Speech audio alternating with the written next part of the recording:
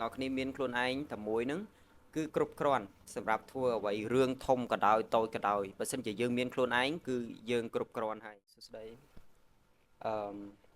ខ្ញុំគិតថាអ្វីគ្រប់យ៉ាងវា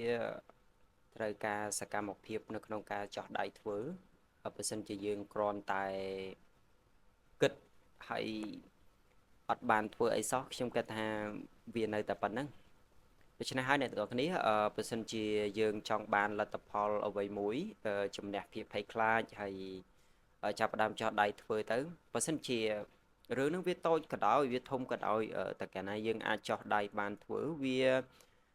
រំកិលខ្លួនយើងទៅរកគោលដៅដែលយើងកំណត់នឹងគោលដៅតូចឬធំគោលដៅធំយើងបែងចែកវាជាតូចមកហើយ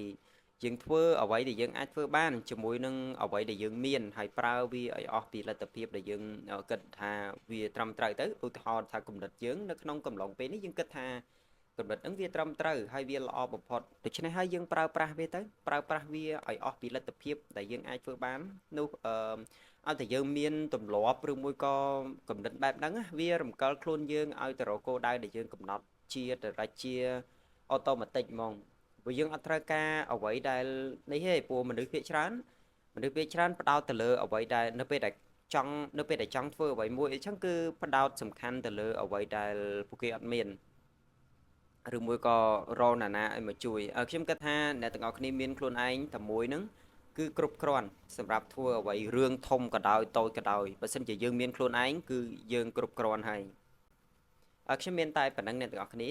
ទី1គឺយើងចោះដៃធ្វើហើយទី2ប្រើជាមួយនឹងអ្វីដែលយើងមានហើយបើសិនជាគោលដៅវាធំអាចបែងចែកវាឲ្យទូចដែលយើងអាចធ្វើបាននៅក្នុងថ្ងៃនេះនៅក្នុងវេលានេះសប្តាហ៍នេះឬមួយក៏ខែនេះទៅ